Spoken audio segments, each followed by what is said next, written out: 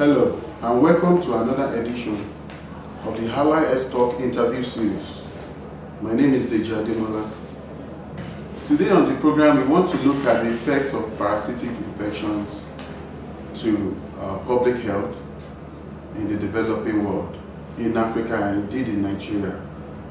And to discuss that, we have on the program one of the leading scholars on parasitology and epidemiology. I have with me on the program Professor Uwem Ekpo. Prof, welcome to the program. Thank you very much for having me on this program. It's a pleasure to be on this program.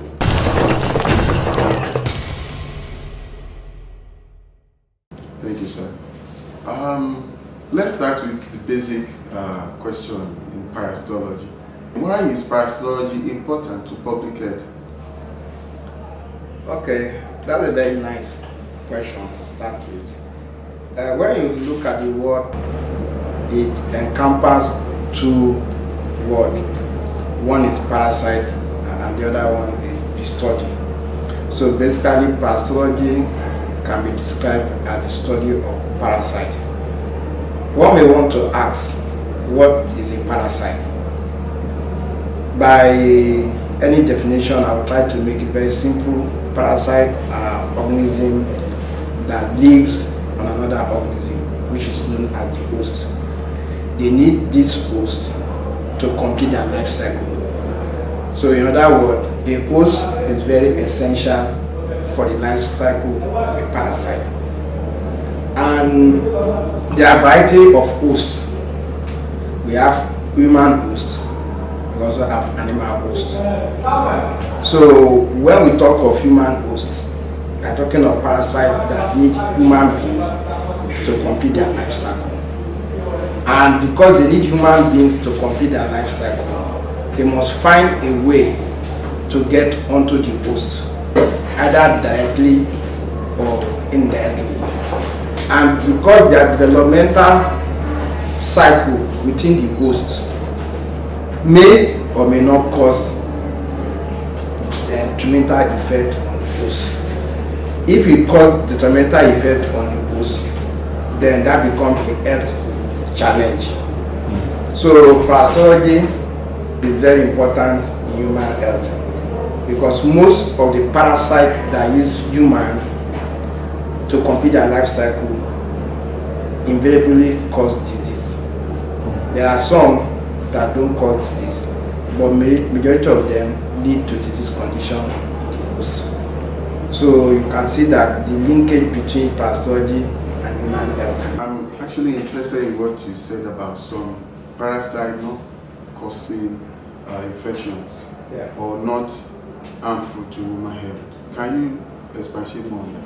There are some parasites, when they are on the human host, they do not cause any symptom that we call it state.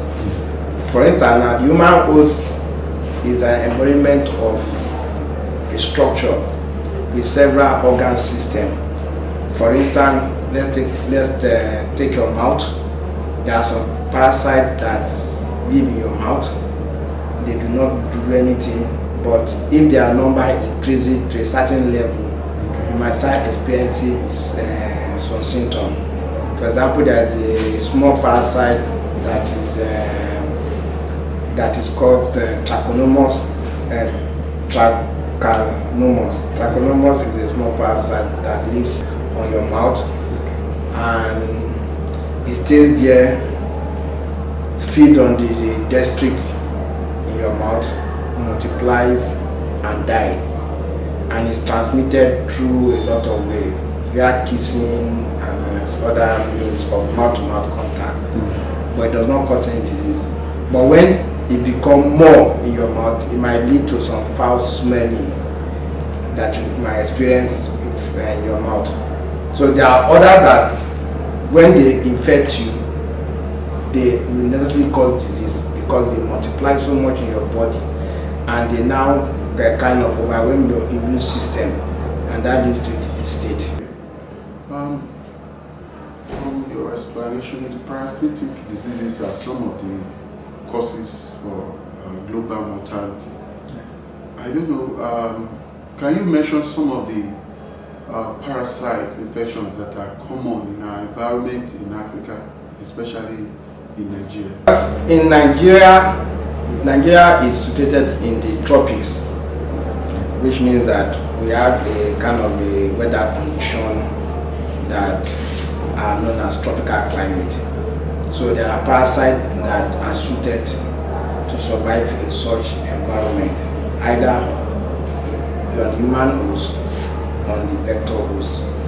So for instance, taking Nigeria as an example, there are some diseases that the World Health Organization has classified them as tropical diseases or neglected tropical diseases. In other words, they are also called diseases of poverty, because they are diseases that are related to people who live under extreme poverty.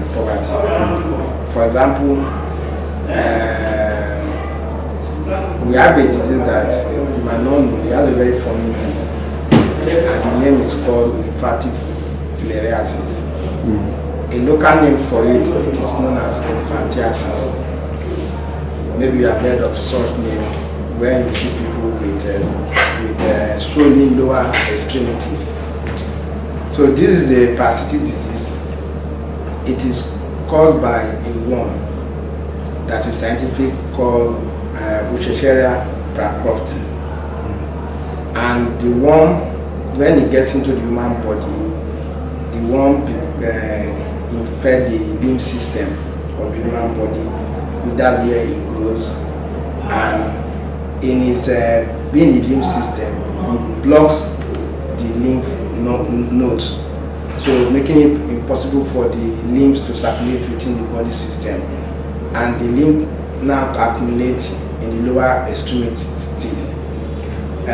Statistics shows that in Nigeria alone, there are over 30 million people who are infected with lymphatic filariasis.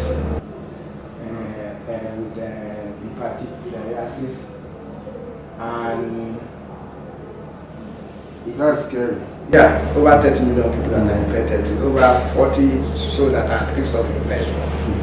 Then you have another one that is called onchocerciasis. Onchocerciasis is caused by another parasite whose scientific name is Onchocerca volvulus. This parasite, normally people get it by bite of a small fly known as a black fly. The scientific name is Similium damnosum. So when the fly bites you, it transfers the larva of the parasite into your bloodstream or into your skin, and the larva now grows up to become an adult. The adults are found in a certain part of the body that is palpable. They call it nodus. So the statistic shows that over more than 20 million people are infected in Nigeria, and the one of the scary thing about this disease is that it leads to blindness. Most of the blindness that we have in the northern part of the country is as a result of infection with Onchocerca volvulus. In the southern part of the country, the disease leads to a lot of skin diseases, which is known as Onchocerca skin disease. You might be familiar with people that have skin disease that are called leopard skin, depigmentation of the skin, or you find people with ash skin. All these are symptoms of Onchocerca volvulus. Then we have another parasite that is known as schistosomiasis. Schistosomiasis is caused by a worm known as schistosoma. There are three types of the worms that are endemic in Nigeria. We have Schistosoma hematobium, Schistosoma mansoni, and Schistosoma intercalatum. All these causes some morbidity in human beings, and statistics shows that over 10 to 20 million children have diseases in Nigeria.